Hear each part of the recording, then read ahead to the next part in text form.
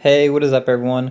In today's video, I want to talk about something that's been going on in the gaming space, especially the last few months, but it's been going on for about a year now. And it's something that I think Sea of Thieves players should especially care about. And this is the Stop Killing Games movement that's been going around mostly in the European Union as well as the UK, but has basically been in discussion worldwide.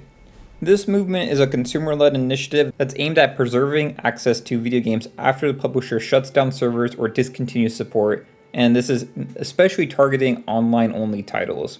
So think of something like Sea of Thieves, of course.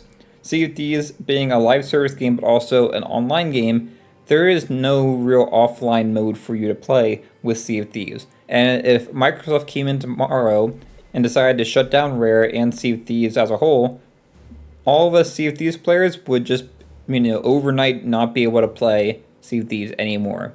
And I think that would be a real shame to the game and everything that everyone loves about Sea of Thieves.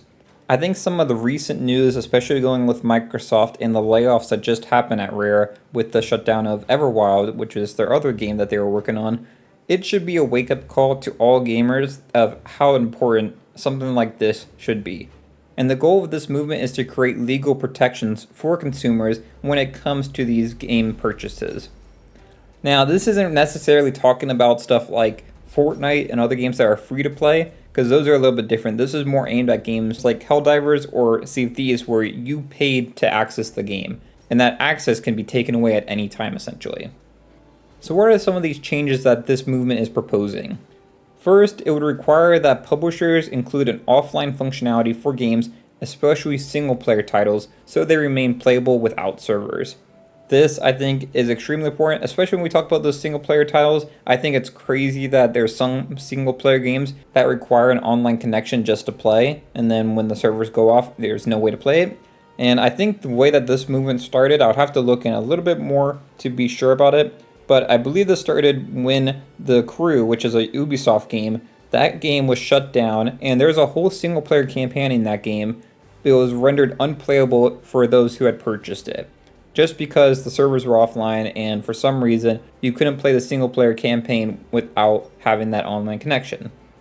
The next thing it would do is require private server support. So if the official servers are shut down, publishers should provide tools or legal pathways for fans to host private servers.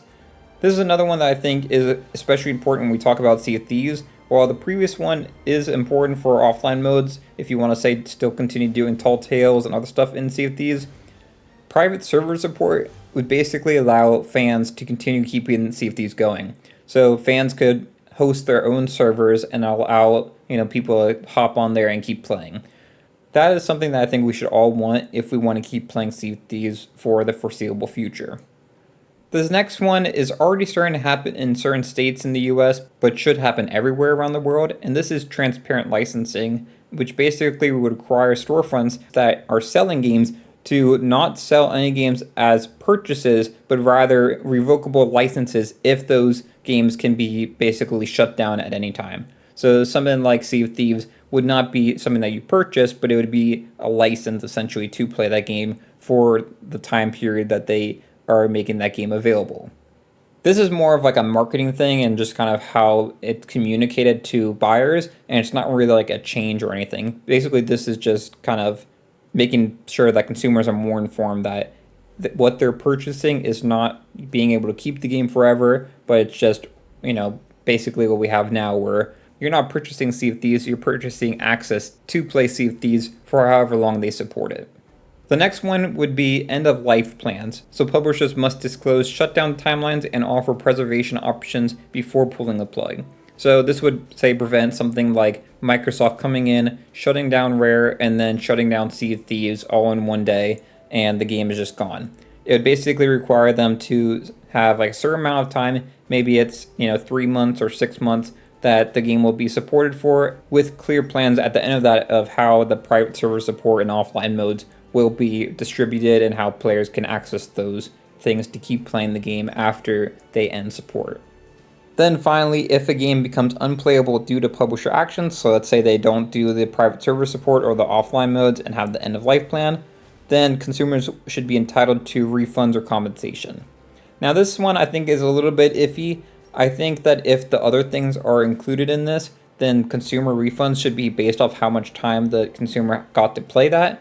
So let's say, for example, maybe like every year is 10%. So let's say if the game gets shut down within the first year, you get 100% of your refund back. But let's say if you get 5 years in and then the game gets shut down, then you only get 50% of a refund. I think that would be fair so that you get kind of a proportion of the value that you got in terms of how long you got to play that thing before it got shut down. So I think that would make a little bit more sense than just like a full refund. Because honestly, if Sea of Thieves got shut down today, I've been playing since 2018. I've gotten my money's worth from that initial purchase. Now, all the purchases I made for the plunder passes and other, DLC cosmetics since then, that's another story. But in terms of the initial purchase, I feel like I've gotten my money's worth from the game. So those are the big things that this Stop Killing Games movement is proposing. I think a lot of it is pretty, straightforward and understandable. I think really the only thing that I would push back on is maybe the refund part. I think that needs to be a little bit more fair depending on how long the game was supported.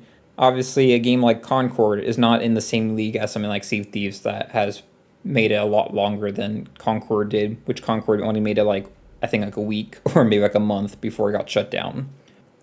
So why do I say that this is important for Sea of Thieves players? Now, obviously, I kind of mentioned a few of the reasons as we talked about this. Microsoft has shown that they don't really care too much about their gaming division anymore. The main focus right now for them is AI, going full in on Copilot and Azure and all that stuff. They're a business. I'm not going to fault them for going where the money is.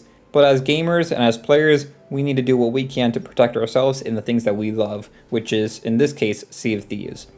If this was proposed, even if it gets passed in only, say, the EU, it just has to be somewhere where it's a big enough market that Sea of Thieves and other games can't ignore. So if this were to get passed in the EU, it would likely affect everywhere that that game is available for. So let's say even if the US doesn't pass any of these proposals that are being suggested, as long as it passes, say, in the UK or the EU or something like that, that will affect everyone, and that will be a good thing. So I hope the EU, which seems to already be making moves on some of these, keeps going forward with it, because I think this is a huge thing for us. But for me personally, I would like to see in the future be able to still access the Pirate's Life Tall Tales. And I think Sea of Thieves is already kind of down the path of where they could make some smaller changes to make this work. So for example, in offline mode, they kind of already have something that's close to that with Safer Seas. Safer Seas in many ways is basically a single player offline mode. It just is still connected to the cloud, so you can't really play it offline yet. But they could make it so that you have like a bigger download and you have to download the whole world and the game and stuff, and you'd have access to all that. Same with the private server support. With the custom servers that are supposed to be coming out later this year, that would be a great pathway for preserving the game and letting fans host their own private servers. So I think Sea of Thieves is actually in a good situation to be able to comply with these proposals. The only thing that we might have to be concerned about is when you have new legislation being added, a lot of times they don't affect previous things that were added in the past. So the only way that I could see that this would affect Sea of Thieves if it were implemented, within the next couple of years, is if it affects any game that is releasing new content. So Sea of Thieves is a game that's released in 2018, but because it's releasing new content, it might still have to comply with these new laws if they were to be passed. So with that being said, I really just wanted to talk a little bit about this because it's something that I've been following for the last few weeks as it's kind of blown up. I believe it passed 1 million signatures in the European Citizens Initiative petition. So now it's going to be qualified for review by the European Commission. So that's great. I've heard there's a lot of movement in the UK, so Parliament might be checking in on this. Not much movement in the US for any of this stuff, but maybe eventually the US will take a look at it. Maybe the FTC or someone will look into this. But it's something that I think is important to talk about. I think it's something that Sea of Thieves players should especially be for and wanting to pass. I really hope that if this does pass, it affects Sea of Thieves and that Sea of Thieves will be protected and preserved for future generations. I would love, in the future to be able to show my kids and grandkids Sea of Thieves and, not have to just rely on old videos, but be able to actually show them the game and let them play it themselves, even if it's in lesser capacity. maybe not the full Sea of Thieves like it's been, but even if they can just play offline by themselves in the world, I think that's something that is worth preserving. So I'd be interested to hear y'all's thoughts on this. Do you think this is just kind of a nothing thing that doesn't really matter? Are you fine with Sea of Thieves getting shut down and never being able to access it again? Or are you a supporter of the Stop Killing Games movement? I'd love to hear y'all's thoughts in the comments below, but if you did enjoy this video, it'd be great if you left a like and subscribed. And until next time, thanks for watching, and I'll see y'all later. Bye y'all.